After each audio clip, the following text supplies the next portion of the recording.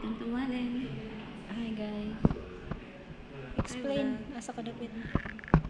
Andito kami ngayon sa Wallen. Ano, 2 days and 1 Dili, night. soft spoken. Soft spoken dito. Introduce yourself. Paano ba soft spoken eh? Hello.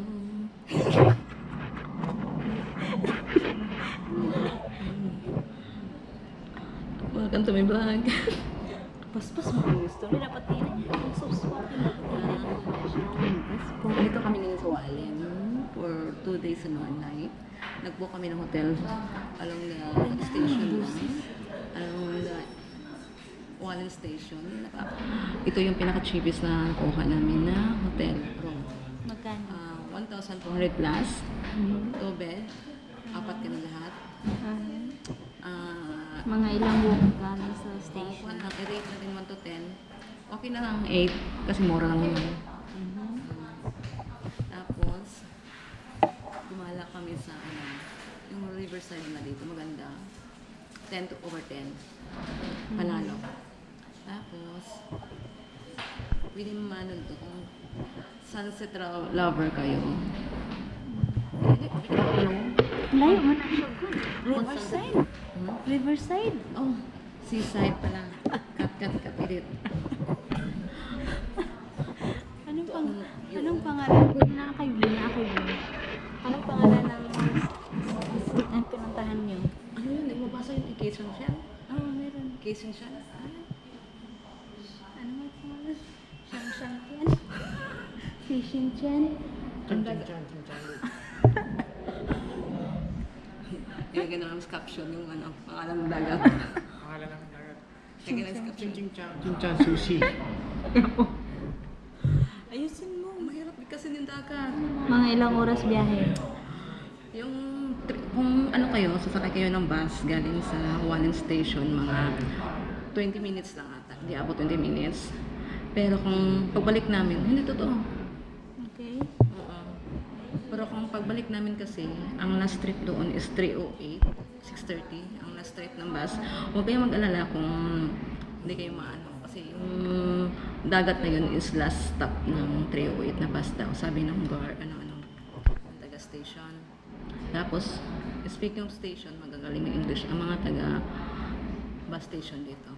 Panalo. Hanapin niyo yung bakla. Mabait siya. Tapos, ano pa? Magkano pa masay sa bus nun? Ay, kung sa bus siya, ano siya, di ko alam kasi naka-yoyo card kami, tinap lang namin eh. Hindi ba Kaya, pag uwi wala sure kang yun. bayad? Yun lang. Tinap lang namin. Tapos pag uwi, akala ko talaga natap ko yung pagpasok ko sa bus. Yun pala, pag out ko, buti na talaga mababait ang mababait talaga ang bus driver dito kasi pag tap ko, sabi ng bus driver, hindi ko pala natap yun. Tapos akyat ko, si Minto say, nabudol ko yung driver. Hindi ako nakapagbayad. Sabi niya naman na magbabayad sana ako ng points, maghulog ako coins, pwede pala mag-points kayo doon. Ang ano lang talaga ko alam kung magkano yun. Kaso sabi ng driver, huwag na daw. Diba? Mababait. Sa totoo lang, sa lahat na nagalaan namin, mababait ito yung lugar na mga driver mababait. Unlike sa ibang lugar. Asan na yung lugar? Secret. Lagi kami nagpagalitan. Totoo, mabait talaga ang At may din, may malaking control. 308 na labas sa sasakyan yung may donggamin? Donggamin? Donggamin na night market. Ang laki. Ang laki-laki niya. Pwede kayo mag-stop doon. Pwede ka mag-stop kasi yung bus doon. Pero medyo malayo na sa train station kaya kung bababa kayo doon, dapat Soft spoken mo, asa na? I'm sorry. I can't. Oh my God. Ito pinakamahirap ko rin mag-soft spoken. So pwede kayong bumaba kayo doon kung gutom na kayo. As in, malaki yung ang laki ng night market nila. Tapos siguro kung taxi na lang pag-uwi.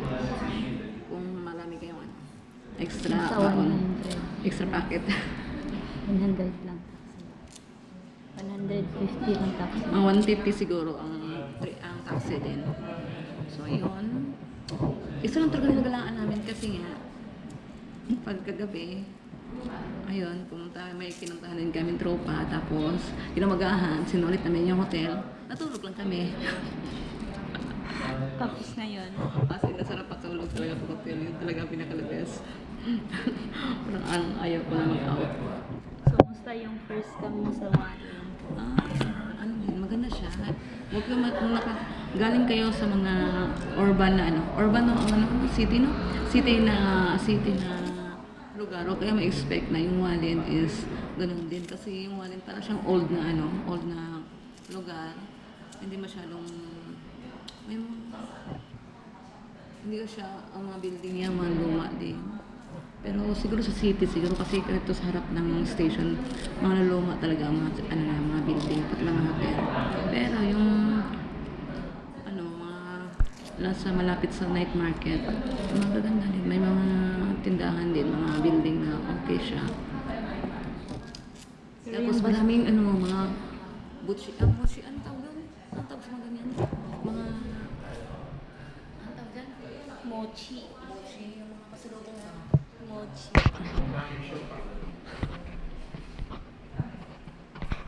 Then katabi lang siya ng 7-Eleven. Isa pang trivia. Kung magaling kayo mag-drive, kung may driver's license or marunong kayo mag-drive, hindi to advisable na kahit wala kayong driver's license, pwede kayo mag-drive. Hindi ko lang alam. Pero basta marunong kayo mag-drive, maraming tapat ng train station, maraming mga rent a motorcycle dito. Rent a car din. As in, marami talaga. Ang dami-daming rent a motorcycle dito. Kaya kung gusto nyo makaalis, yun lang, nyo. Marunong rin ata kung kung yung bakasyonista kayo, marunong ata sa mag-English dito kasi yung namin na hotel, ang galing yung mag-English na matanda. Kaya hindi kayo mahihirapan sa communication.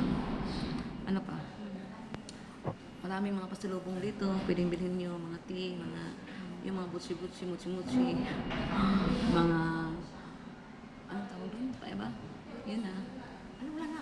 Tapos, ang ganda talaga ng likod ng train station dito sa Walin. Ang ganda. Akala namin ang kulimlim. Hindi pala, kahit pala mainit ang panahon. As in, foggy siya. Fog talaga ang bundok. Maganda siyang Kita niyo yun? Yung likod. Ang ganda niya. Maraming galaan din dito pero wala namin napuntahan. Kasi parang iba kasi, ang pagpunta naman kasi dito medyo jobless ako. Kaya pwedeng magmastos. Pero kung gala talaga, advisable kung maraming group kayo, marunong mag-drive, rent a car kayo. Kung 4 or 3 persons, lang kayo, motorcycle. Magastos din kasi medyo hindi karamihan ang bus dito unlike sa Taipei. Like sa ibang sa Taiwan. Kunti ng mga bus dito. Hindi lahat ng lugar may bus. Like sa mga Taroko Church. Thank you. Like, comment, and subscribe. Bye!